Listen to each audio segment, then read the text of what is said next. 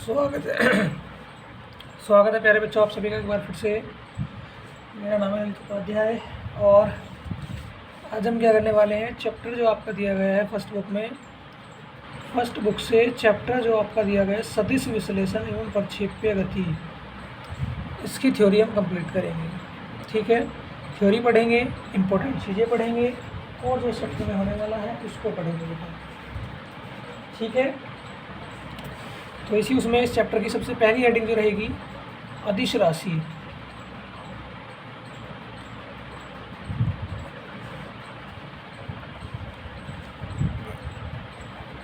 क्या पढ़ने वाले बेटा? सबसे पहले अदिश राशि। देखो, कोई भी हमारी भौतिक राशि जिसे प्रदर्शित करने के लिए या दिखाने के लिए, किसी भी भौतिक राशि को प्रदर्शित करने के लिए या दिखाने के लिए केवल हमें दिशा की जरूरत पड़ रही है, परिणाम की नहीं। किसकी जरूरत है? केवल दिशा की, परिणाम की नहीं है। ठीक है, तो क्या कहलाएगी? अदिश राशि कहलाएगी। ठीक है, क्या कहलाएगी? अदिश राशि। देखो, वे भौतिक राशि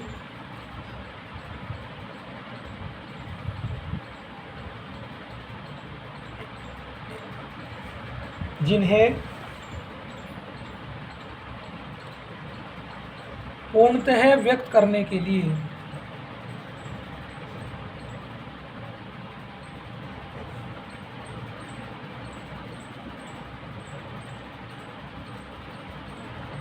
परिणाम की आवश्यकता होती है, दिशा की नहीं। परिणाम की आवश्यकता होती है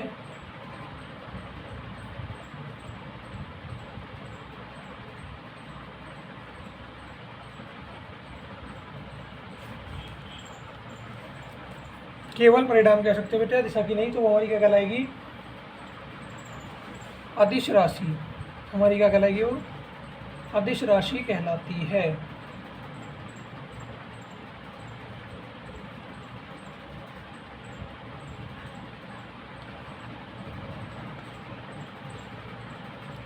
फॉर एग्जाम्पल बेटा, आपका क्या हुआ? कार्य हो गया, द्रव्यमान हो गया, ये सब आपकी कैसी राशि हो जाएंगी? अदिश राशि हो जाएंगी। कैसी राशि हो जाएगी? अदिश राशि हो जाएगी। नोट कर लीजिए।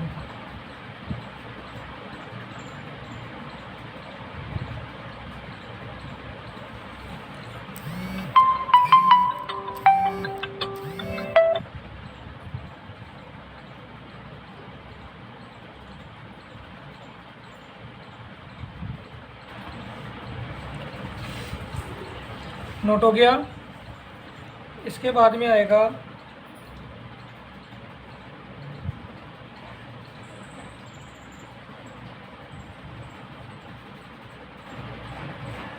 सदिश राशि। तो क्या हो जाएगा? हमारी वे भौतिक राशियाँ जिन्हें प्रदर्शित करने के लिए, दिखाने के लिए किसकी आवश्यकता होगी? दिशा की भी और परिणाम की भी। दिशा की भी जरूरत होगी और परिणाम की भी जरूरत होगी, दोनों की जरूरत होगी। तो वो क्या होगी? हमारी सदिश राशि। क्या होगी बेटा? सदिश राशि। तो देखो, थ्योरी कैसे बनेगी? वे भौतिक राशि जिन्हें व्यक्त करने के लिए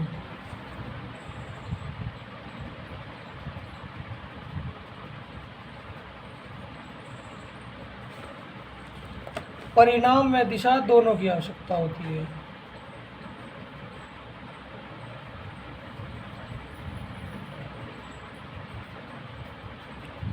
दोनों की आवश्यकता होती है। क्या कहलाएगी?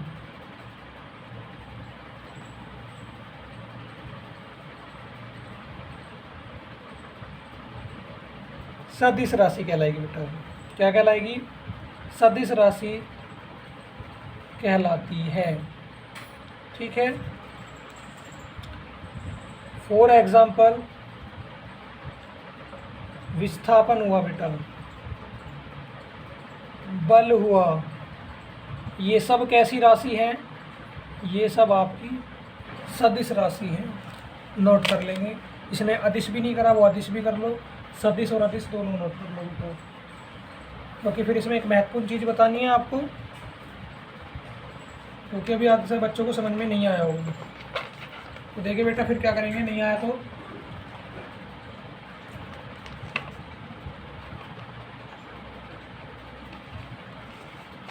देखिए, अब बहुत महत्वपूर्ण बात बता रहा हूँ, ध्यान से सुनना। सदिश राशि को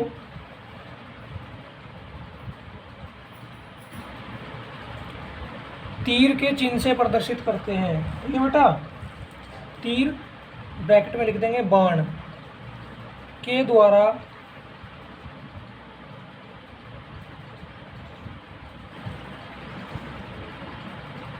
प्रदर्शित करते हैं। अब आप कहोगे जी कैसे, तो देखो, तीर की लंबाई क्या होती है बेटा, परिणाम।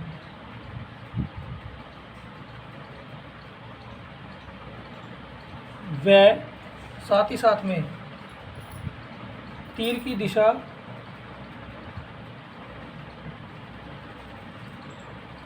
सदिश की दिशा को प्रदर्शित करती है।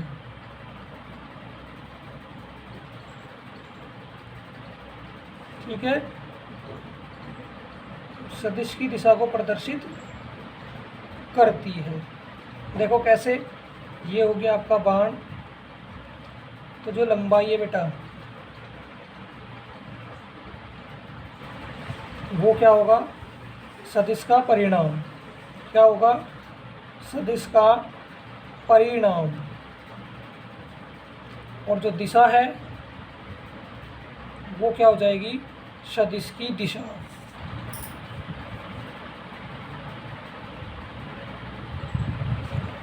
नोट कर लें इस बात को, समझ में आ गया सभी को? नोट करेंगे तो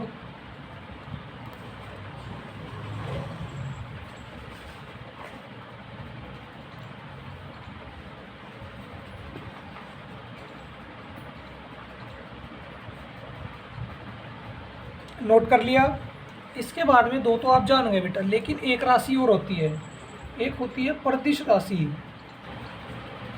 प्रदिश राशि, अब मैं कहूँ कि बेटा ये क्या होती है, तो बहुत से बच्चे बता देंगे लेकिन बहुत से नहीं बता पाएंगे। देखो, कुछ भौतिक राशियाँ ऐसी होती है जिन्हें क्या होता है, परिणाम और दिशा के द्वारा भी प्रदर्शित नहीं किया जा सकता। ठीक है, ऐसी राशि क्या कहलाएंगी, प्रदिश राशियाँ कहलाएंगी। ठीक है, तो लिखेंगे वह भौतिक राशि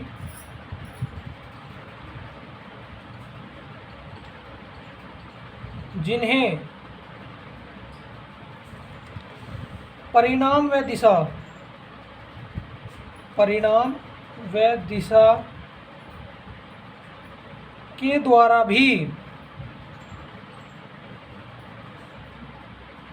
भी प्रदर्शित नहीं किया जा सकता,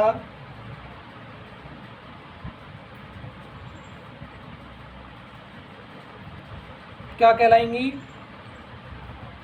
प्रदिश राशि कहलाती है। ठीक है बेटा, प्रदिश राशि कहलाती हैं। सिंपल थी परिभाषा, नोट कर लो। इन्हें भी हम लंबाई से और परिणाम से और दिशा, किसी से भी दोनों को प्रदर्शित नहीं कर सकते, तो ये हमारी क्या कहलाएगी, प्रदिश राशि कहलाएगी।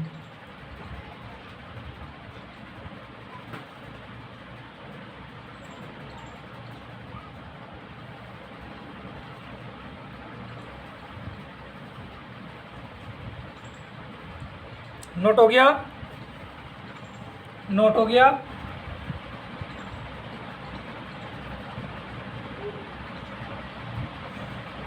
चलो अब देखते हैं सदिशों के योग की विधि।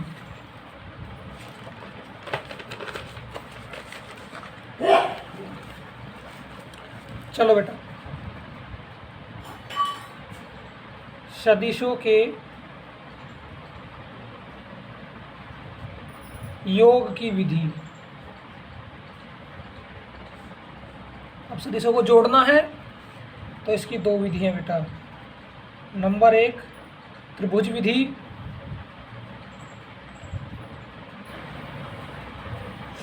और नंबर 2 कौन सी है, समांतर चतुर्भुज विधि।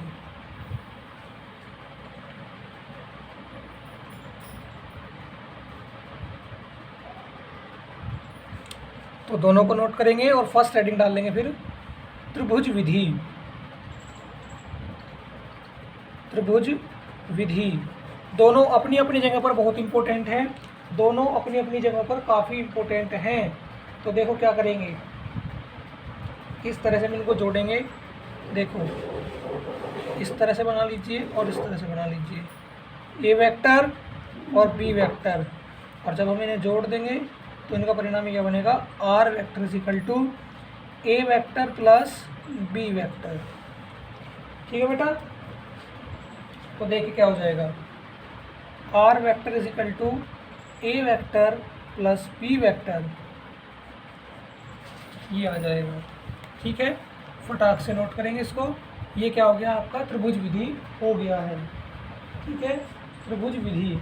लेकिन बेटा इसके बाद में जो आने वाला है वो और भी महत्वपूर्ण है, समांतर चतुर्भुज विधि।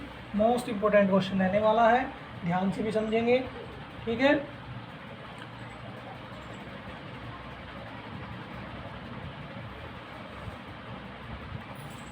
देखिए नेक्स्ट क्या है हमारा, समांतर चतुर्भुज विधि।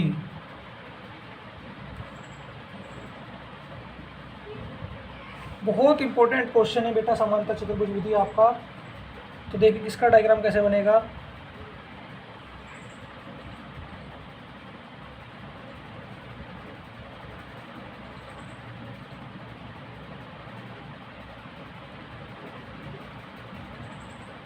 ठीक है, ओ पी क्यू एस, और ये लंब हो गया टी। ठीक है बेटा, और यहाँ पे कोण क्या होगा बेटा, अल्फा। ठीक है, और इनका विकर्ण क्या हो जाएगा, इनका विकर्ण हो जाएगा R vector is equal to A vector plus B vector. ठीक है बेटा, तो ये कोण थीटा और ये कोण अल्फा। ठीक है, कितना हो जाएगा अल्फा, ये है आपका बी वेक्टर और ये है बेटा आपका ए वेक्टर। ठीक है, डायग्राम बनाएंगे फटाफट और फिर इस मोस्ट इंपॉर्टेंट क्वेश्चन को स्टार्ट करेंगे। ठीक है, काफ़ी इंपॉर्टेंट डेरिवेशन आपका होने वाला है, तो ध्यान से समझेंगे और ध्यान से पढ़ेंगे भी। ठीक है, इस वाले डेरिवेशन को सीख जाइए, आधा किला फतेह कर जाओगे। ठीक है, इसको अगर आपको ने समझ लिया तो आपका आधा किले खुद ही पता हो जाएगा।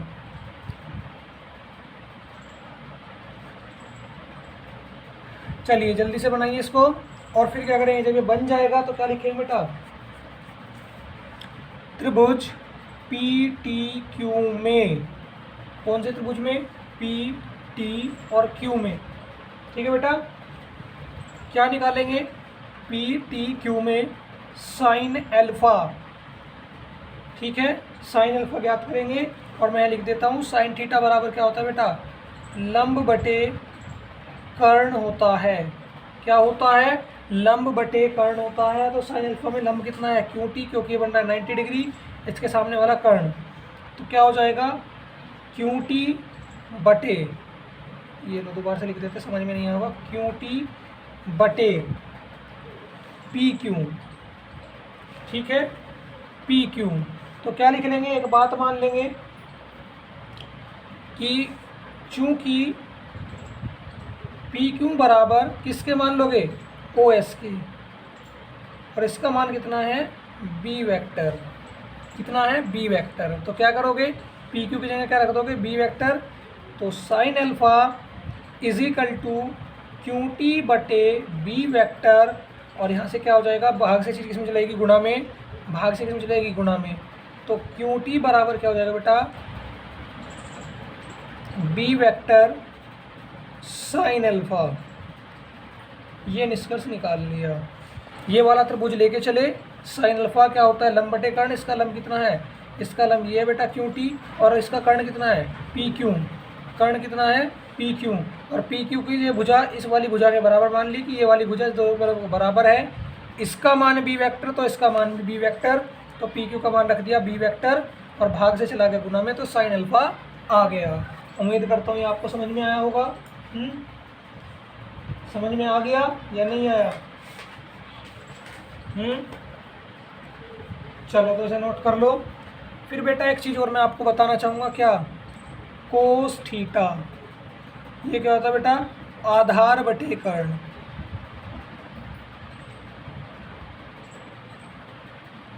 क्या होता है, आधार बटे कर्ण होता है। तो देखिए बेटा, त्रिभुज कौन सा लोगे, यही वाला लोगे, पी टी क्यू में cos alpha is equal to क्या हो जाएगा, लंब बटे कर्ण। देखो बेटा, वो सॉरी, आधार बटे कर्ण, आधार कितना है पी टी और कर्ण कितना है पी क्यू, तो क्या हो जाएगा पी टी बटे पी क्यू, ठीक है।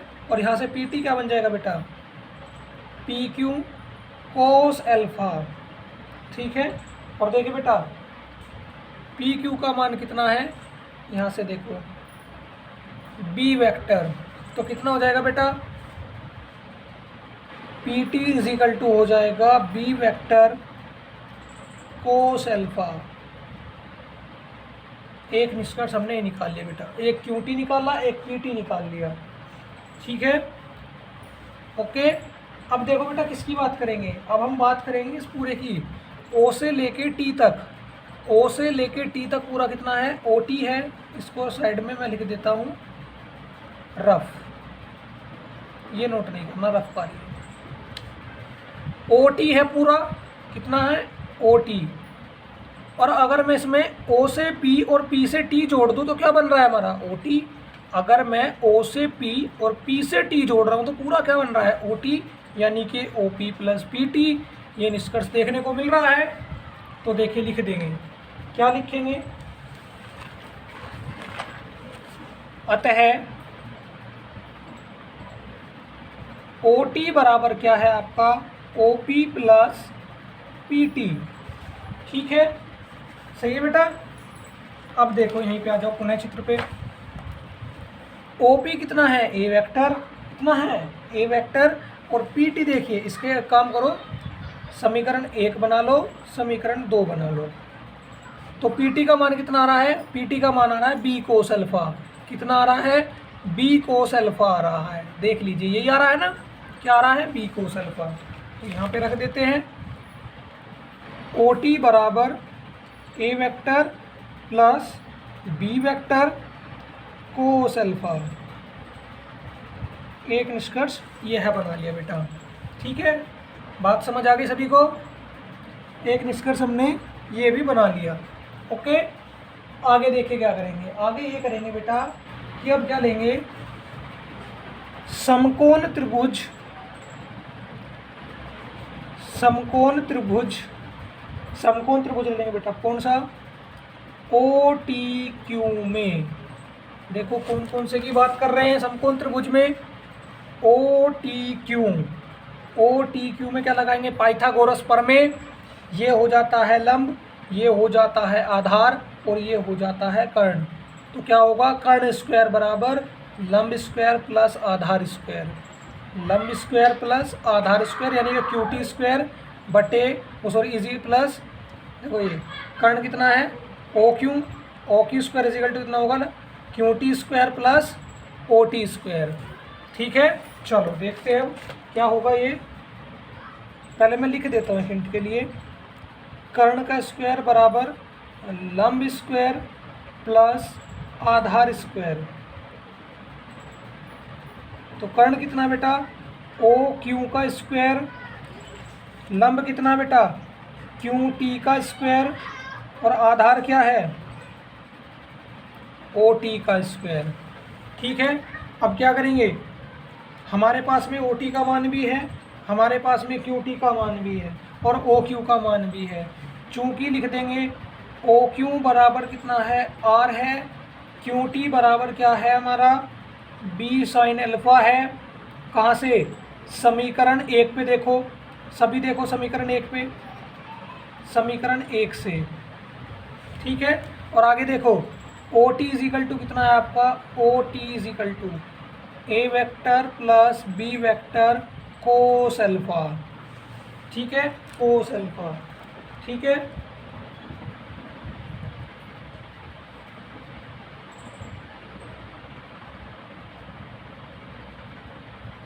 आगे बढ़ें, तो इन मान को बेटा यहाँ पे रख देंगे। ओ क्यू का मान आर है और यहाँ पे स्क्वायर हो रहा है तो इसका भी स्क्वायर हो जाएगा बराबर क्यू टी का मान कितना है B square sine square alpha, क्योंकि बेटा यहाँ स्क्वायर हो रहा है। और ओ टी की जगह आपने क्या रख दिया, ओ टी की जगह आपने रख दिया ए प्लस बी कोस अल्फा, ठीक है, और इसका होल स्क्वायर, और ए प्लस बी का होल स्क्वायर अब आप ओपन करने वाले हो प्यारे बच्चों। आर स्क्वायर बराबर क्या हो जाएगा b square sine square alpha plus a square plus B square cos square alpha plus 2ab cos alpha. इन दोनों में a प्लस बी का होल स्क्वायर आपने ओपन कर दिया। अब इन दोनों को एक साथ लिख लो, तो आर स्क्वायर बराबर जब इनको एक साथ लिखेंगे B square sine square alpha plus B square cos square alpha plus 2ab cos alpha. ठीक है बेटा, दोनों में से क्या कॉमन आ रहा है, बी स्क्वायर कॉमन आ रहा है, तो आर स्क्वायर बराबर a square plus B square common sine square alpha plus cos square alpha, और साथ में क्या हो जाएगा बेटा 2ab कोस अल्फा। तो क्या करेंगे बेटा, चूंकि sine square alpha plus cos square alpha is equal to होता है 1, तो क्या हो जाएगा r square is equal to हो जाएगा a square plus B square plus 2ab cos alpha.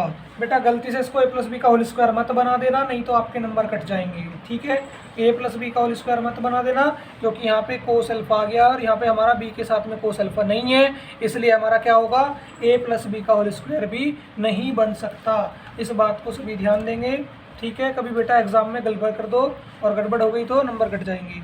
और स्क्वायर इधर क्या हो जाएगा, अंडर रूट हो जाएगा a square plus B square plus 2ab cos alpha. ठीक है, चलो नोट कर लीजिए, नोट कर लो।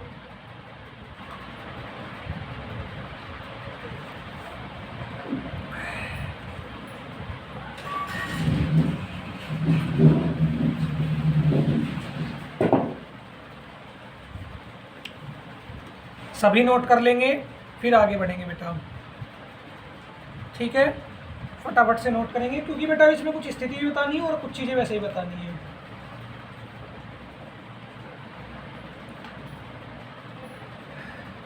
नोट हो गया सभी बच्चों का? अच्छा, एक बार इसको पुनः देख लीजिए, अगर आपने नोट नहीं किया है तो पहले इसको यहाँ से देख लो बेटा। हमने त्रिभुज PTQ लिया, PTQ, इसमें निकाला साइन थीटा क्या होता है, लंब बटे कर्ण। तो इसमें देखिए लंब ये रहा, कर्ण ये रहा, लिख दिया, और OS के बराबर मान लिया PQ को, तो बी वेक्टर आ गया। ठीक है, तो साइन अल्फा हमारा क्या बना, QT बटे बी वेक्टर, बी हमारा गुणा में आ गया, तो QT का मान आ गया बी वेक्टर साइन अल्फा। फिर हमने इस त्रिभुज PTQ को लिया और इसमें क्या कहा, PTQ में कॉस थीटा, ये क्या होता है आधार बटे कर्ण, क्या होता है आधार बटे कर्ण। आधार कितना है बेटा, ये रहा PT, और कर्ण कितना है PQ, तो ये हो गया। तो यहाँ से क्या हुआ, PQ का मान रख लिया बी वेक्टर। ठीक है, तो PT का मान आ गया बी वेक्टर कोस अल्फा। ठीक है, फिर हमने एक बात कही कि भाई जो हमारा OT है, OT मिलकर क्या बना रहा है OP प्लस PT, क्या मिलकर बना रहा है OP प्लस PT। ठीक, फिर हमने क्या करा OQT, इस वाले त्रिभुज में OQT समांतर त्रिभुज में क्या लगा दिया, इसमें समकोण त्रिभुज में हमने लगाया अपना पाइथागोरस प्रमेय। कर्ण स्क्वायर, कर्ण कितना बेटा OQ बराबर आधार स्क्वायर OT का स्क्वायर और प्लस लंब स्क्वायर QT का स्क्वायर हमने इसमें लगा दिया। ठीक है, लगाने के बाद में क्या आया, हमारे पास में OQ का मान है R, QT का मान है B साइन अल्फा समीकरण 1 से, और OT बराबर है A vector plus B cos alpha. लिखना चाहो तो समीकरण 3 से लिख लो। ठीक है, क्या लिखोगे, समीकरण 3 से। ठीक है, तो देखो बेटा क्या हो जाएगा, यहाँ पे मान रख दिया हमने, यहाँ मान रखा QT का और यहाँ मान रखा OT का। ठीक है, इन दोनों में a प्लस बी का होल स्क्वायर बन गया, ये हमने a प्लस बी का होल स्क्वायर ओपन कर दिया। ठीक है बेटा, आगे क्या होगा, ये दोनों मैंने बी स्क्वायर साइन अल्फा और बी स्क्वायर कोस अल्फा एक साथ लिख लिए, और बी स्क्वायर इसमें से ले लिया कॉमन, अंदर बचा sign square alpha plus cos square alpha, और चूंकि sine square alpha plus cos square alpha क्या होता है 1 होता है, तो हमारा ये आ गया, और स्क्वायर इधर आके हो गया अंडर रूट। अब एक नोट डालेंगे और नोट डाल के लिखेंगे यदि परिणामी आर, ठीक है, जो हमारा परिणामी आर है वो क्या कर रहा है, सदिश ए वेक्टर के साथ थीटा कोण बनाता है, तो क्या होगा, थीटा कोण बनाता है।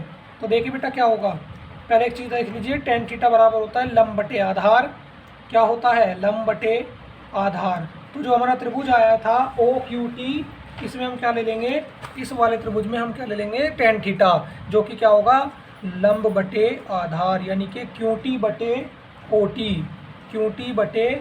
टी होगा। तो देखिए क्या हो जाएगा, टेन थीटा बराबर क्यू टी बटे ओ टी। ओके, और क्या लिखेंगे, चूंकि क्यू टी बराबर बी साइन अल्फा समीकरण 1 से, ठीक है, और क्या लिखेंगे, ओ टी बराबर क्या हो जाएगा बेटा, a vector plus B vector cos alpha समीकरण 2 से,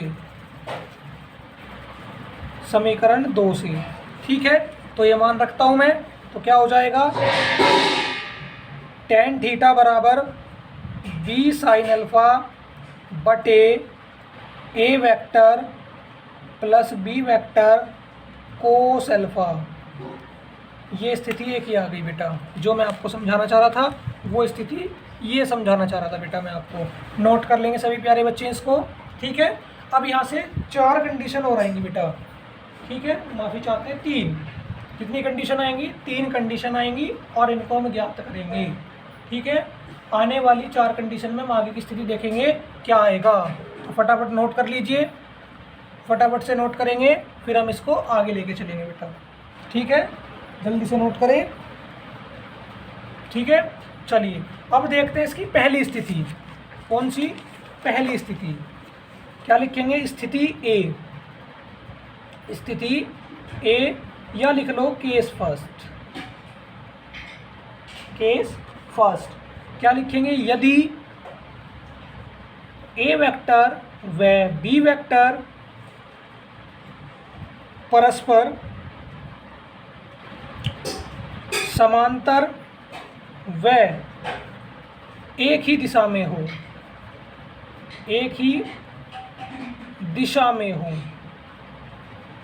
तो क्या कह रहे हैं, हमारा ए वेक्टर और बी वेक्टर कैसे, एक तो समांतर हैं, यानी कि इनके बीच में कोई कोण नहीं बन रहा इस तरह से, और कैसे हैं, ये हो गया ए वेक्टर और ये हो गया बी वेक्टर, एक ही दिशा में हो गए, समांतर हो गए, यानी कि इनके बीच में कोई कोण हमारा नहीं बन पाया है, ठीक है। क्या नहीं बन पाया, कोई कोण नहीं बन पा रहा है, तो अब क्या ले लेंगे, theta is equal to 0, formula कौन सा है, R is equal to under root A square plus B square plus 2ab cos alpha, इसमें अल्फा ले लो या थीटा ले लो, अल्फा इज इक्वल टू 0 ले लो, चलो। तो are is equal to under root A square plus B square plus 2ab cos 0, और कोस 0 का मान क्या होगा, सभी जानते हैं, चूंकि कोस 0 बराबर 1 होगा, ठीक है। कोस 0 बराबर कितना हो जाएगा, 1, तो यहाँ पे क्या होगा, ये हो जाएगा 1। तो आर इज इक्वल टू क्या आ जाएगा प्यारे बच्चों, अंडर रूट ए square plus B square plus 2ab। अब आप कह सकते हो कि हमारा यहाँ पे क्या बन गया है, अब हमारा यहाँ पे a प्लस बी का होल स्क्वायर बन गया है, तो are is equal to under root A plus B का होल स्क्वायर, स्क्वायर से अंडर रूट कटेगा, और आर इज इक्वल टू आ जाएगा ए प्लस बी। तो यहाँ से क्या निष्कर्ष निकला, यदि दोनों वेक्टर समांतर होंगे और एक ही दिशा में होंगे तो परिणामी क्या आएगा, R is equal to A vector plus B vector आएगा, ठीक है। जल्दी से नोट कर लीजिए सभी, और अभी 2 स्थिति और बची हैं, फिर उनका वर्णन और करते हैं, ठीक है, फटाफट से नोट कर लीजिए। ओके, फिर अगली स्थिति का वर्णन करते हैं बेटा, ठीक है, जो आपकी नेक्स्ट स्थिति आ रही है फिर उसका वर्णन करेंगे।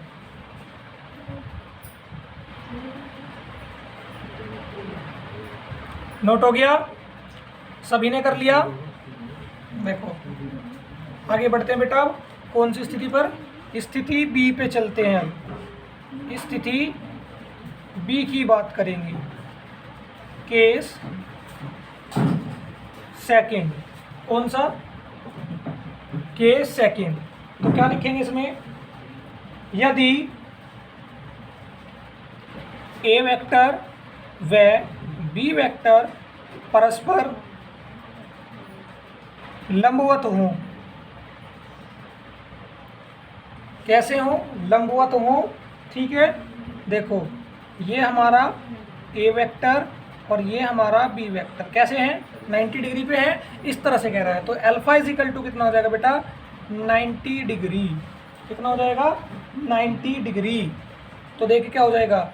Are is equal to under root A square plus B square plus 2ab cos 90। कितना हो जाएगा? कोस 90।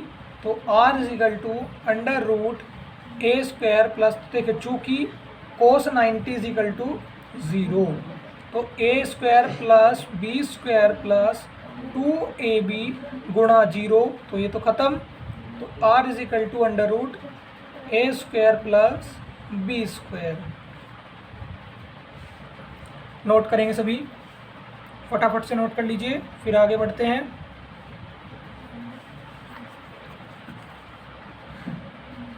ठीक है, एक स्थिति और बची है, एक स्थिति और बची है, फिर उसको भी करेंगे। इसको नोट करें जल्दी से। ठीक है, फटाफट नोट करेंगे। कर लिया सभी ने? सभी ने कर लिया? नहीं करा तो जल्दी से कर लो। ठीक है, और अच्छा ए वाला भी नहीं करा तो ये लो स्क्रीनशॉट ले लो, ए का स्क्रीनशॉट ले लो पहली स्थिति का, जल्दी से लो। ठीक है, और ये हो गई दूसरी स्थिति, दोनों नोट कर लेंगे अच्छे से। ठीक है, चलिए बात करते किसकी? स्थिति सी की, केस थर्ड।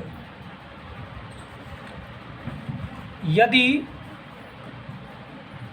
ए वेक्टर व बी वेक्टर परस्पर विपरीत हों।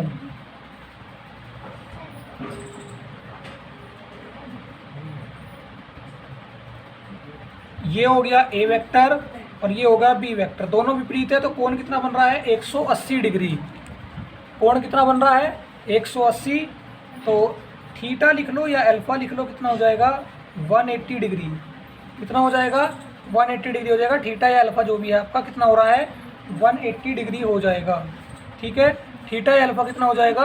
180 डिग्री हो जाएगा। ठीक है, तो आगे देखिए क्या होगा? R is equal to under root A square B square plus के 2ab कोस 180। कोस 180 का मान कितना होगा? माइनस के 1। कितना होगा? माइनस का 1। ठीक है, तो आर इज इक्वल टू क्या हो जाएगा? अंडर रूट ए square plus B square minus के 2ab। ठीक है, ए का मान माइनस का 1 रखा, तो यहाँ पे क्या हो गया? माइनस का 2ab। तो फॉर्मूला किस फॉर्म में आ गया है? फॉर्मूला आ गया आपका ए स्क्वायर माइनस बी, ए माइनस बी का होल स्क्वायर बन गया आपका अंडर रूट ए माइनस बी का होल स्क्वायर। ठीक है, स्क्वायर से अंडर रूट काटो, तो आर इज इक्वल टू क्या आ जाएगा? ए माइनस के बी आ जाएगा। कितना आ गया? ए माइनस का बी।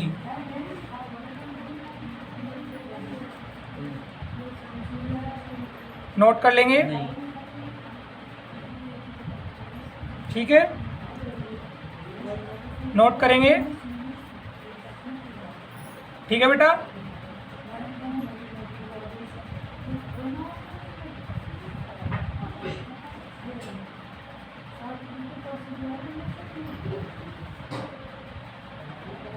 नोट हो गया? ये था बेटा आपका एक बहुत ही महत्वपूर्ण प्रश्न। ठीक है, सबसे महत्वपूर्ण प्रश्न यही रहेगा आपका, समांतर चतुर्भुज विधि जो है आपकी समांतर चतुर्भुज विधि बेहद ही महत्वपूर्ण है और बहुत ही ज़्यादा इम्पोर्टेंट होने वाली है एग्ज़ाम के दृष्टिकोण से। तो इसकी तैयारी करेंगे, नहीं समझ में आएगा तो और अच्छे से मैं फिर बता दूंगा। बी और सी का स्क्रीनशॉट ले लो, बी और सी का स्क्रीनशॉट ले लो, ठीक है। तो आगे बढ़ेंगे, ठीक है। चलिए अब क्या करते हैं, सदिशों का वर्गीकरण और कर लेते हैं। देखिए कैसे सदिशों का वर्गीकरण क्या करेंगे, सदिशों का वर्गीकरण, ठीक है। तो सदिशों के वर्गीकरण का मतलब क्या बेटा, इनके प्रकार, एक तरह से क्या करना है, इनका प्रकार बताना है कि सदिशों के प्रकार कौन कौन से होते हैं। तो नंबर 1 क्या आएगा बेटा, समान सदिश। पहला क्या आएगा, समान सदिश, ठीक है। क्या हो जाएगा, समान सदिश, ठीक है बेटा, क्या होगा, समान सदिश, ठीक है। दूसरा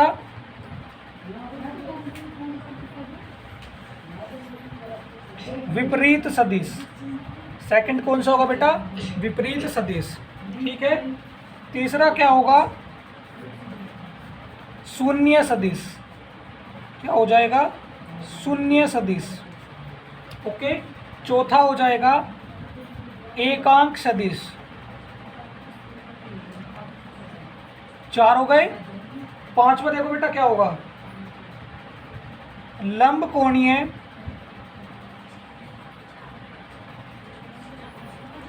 एकांक सदिश, लंब कोणीय एकांक सदिश।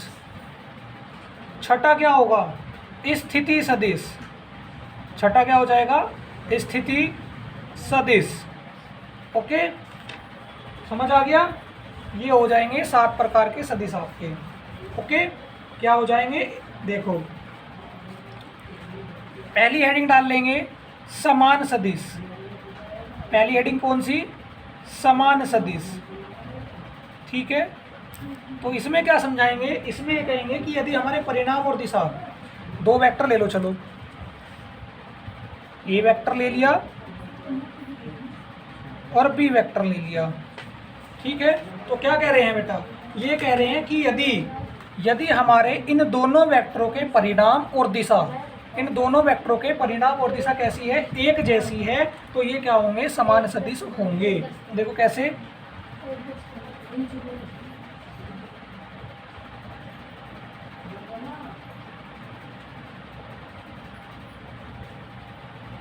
ऐसे सदिश जिनके परिणाम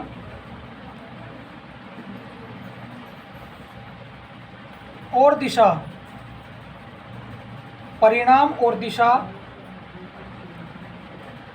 दोनों समान होती हैं, दोनों समान होती हैं, समान सदिश कहलाते हैं, समान सदिश कहलाते हैं। सिंपल सी एक छोटी सी परिभाषा लिखी बेटा, सॉरी कहलाते नहीं, कहलाते हैं, नोट कर लीजिए, एक छोटी सी सरल सी परिभाषा, ठीक है।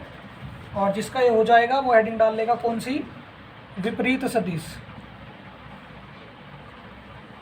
जिसका ये हो जाएगा वो हेडिंग डालेगा क्या, विपरीत सदिश। चलो इसका डायग्राम देख लो, ए वेक्टर बी वेक्टर। देखिए क्या कहेंगे, ऐसे कोई दो सदिश जिनके परिणाम तो एक जैसे हों, परिणाम कैसे हों, एक जैसे हों, लेकिन इनकी दिशा कैसी हो, विपरीत हों, दिशा कैसी हो, विपरीत, परिणाम कैसे हो, एक जैसे, तो ऐसे सदिश क्या कहलाएंगे, विपरीत सदिश कहलाएंगे। तो देखिए ऐसे सदिश जिनके परिणाम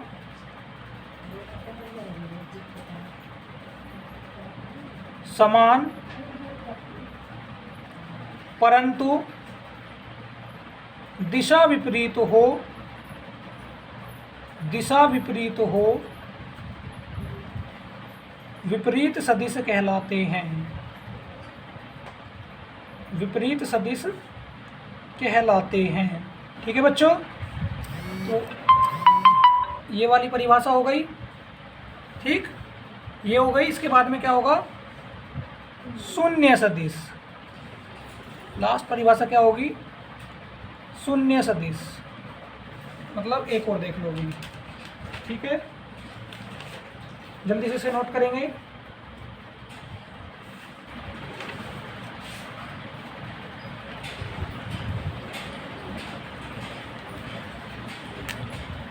नोट हो गया, शून्य समान और विपरीत दोनों कर लो, ठीक है। फटाफट से दोनों नोट कर लो, फिर आगे बढ़ेंगे, ठीक है।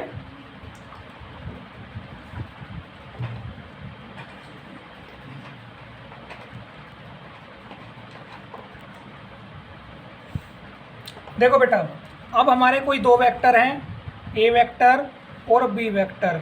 यदि इन दोनों का परिणाम कह दो या रिजल्ट कह दो, आपने जोड़ा घटाया इनके साथ कुछ भी किया तो परिणाम कितना है, 0।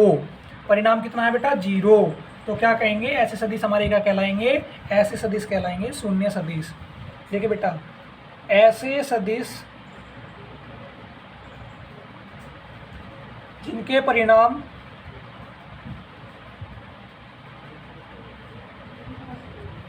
शून्य हो, परिणाम कैसे हो, शून्य हो, ठीक है। तो ऐसे सदिश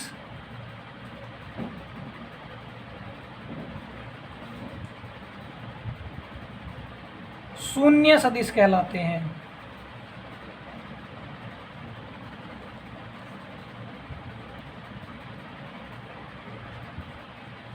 ठीक है। ऐसे सदिश क्या कहलाएंगे बेटा, शून्य सदिश कहलाएंगे। जल्दी से नोट करेंगे सभी बच्चे, फटाफट इसको नोट कर लेंगे, ठीक है। ये क्या कहलाएंगे, हमारे शून्य सदिश कहलाएंगे बेटा। कोई दिक्कत नहीं आनी चाहिए, तीनों सदिशों में सरल सी छोटी छोटी परिभाषा बताइए, ठीक है। बहुत से बच्चों को डाउट था कि सर थ्योरिटिकल हमें बता दो, थ्योरी बता दो। तो बेटा थ्योरी भी आपकी स्टार्ट कर दी। आपकी जिस क्षेत्र में भी समस्या होगी बेटा पढ़ाई में, उसी क्षेत्र में उसी में समाधान किया जाएगा, ठीक है। जिस क्षेत्र में कोई भी समस्या है उसी का समाधान। आपको थ्योरी चाहिए थी तो थ्योरी भी लेके आ गए बेटा, ठीक है। थ्योरी चाहिए थी, थ्योरी भी लेके आ गए। अच्छा, अब मेरा दूसरा नोटिस सुनिए बेटा, कल हमारी छुट्टी है, संडे का दिन है, ठीक है। तो संडे का दिन है तो आप सभी समझ गए होंगे क्या, कल क्लास शाम को क्या रहेगी, शाम को 6 बजे से रात 8 बजे तक लाइव रहेगी, ठीक है। 2 घंटे की क्लास, पूरे 2 घंटे के अंदर कल इस चैप्टर की थ्योरी समाप्त कर देंगे, ठीक है। कल इस चैप्टर की जो भी थ्योरी होगी कंप्लीट जितनी भी रहेगी उसको क्या करेंगे हम कल के अंदर खत्म कर देंगे। ऐसा नहीं है कि बस मैं हबड़ में उल्टा सीधा जैसा भी होगा लपेटवा दूंगा, नहीं बेटा, धीरे धीरे पढ़ेंगे, ध्यान से समझेंगे हर एक चीज़ को, ठीक है। और जब सब चीज़ें समझ में आने लगेंगी तो थ्योरी भी कंप्लीट हो जाएगी। और उसके बाद में क्या करेंगे, इस चैप्टर के न्यूमेरिकल हमने कर लिए हैं लेकिन फिर से एक बार रिवीजन करेंगे, ठीक है। 40-42 जो भी न्यूमेरिकल हैं सारे न्यूमेरिकलों का पुनः क्या करेंगे, रिवीजन करेंगे, ठीक है।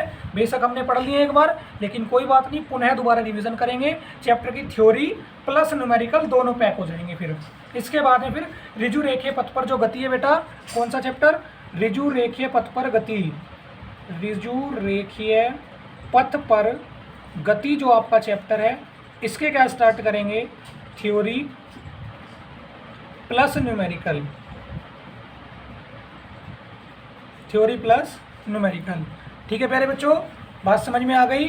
चलिए, तो उम्मीद करता हूँ आज जो भी टॉपिक्स मैंने आपको बताए हैं, उम्मीद करता हूँ ये आपने अच्छे से पढ़े होंगे, आपने अच्छे से सीखे होंगे, ठीक है। अगर फिर भी कोई डाउट होगा तो कल की क्लास में आके ज़रूर बताना। लेकिन कल की क्लास शाम को 6 बजे से लाइव रहेगी। कल की क्लास में लाइव मिलूंगा बेटा, ठीक है, क्योंकि छुट्टी का दिन है। जितने भी छुट्टी के दिन होंगे उस दिन हम लाइव होने वाले हैं, ठीक है। लेकिन हो सकता है अगले संडे से हमारा जो लाइव का टाइम है 6 से बदल के हो सकता है शाम को 3 बजे हो जाए। वो अगर चेंज होता है तो मैं आपको बताऊंगा, नहीं तो अपना 6 से 8 तो चल ही रहा है बेटा, ठीक है। तो इसी उम्मीद के साथ में कि आप अच्छे से पढ़ाई करते रहोगे। और आज का लेक्चर समाप्त करते हैं, कल फिर मिलेंगे। जय हिंद, जय भारत।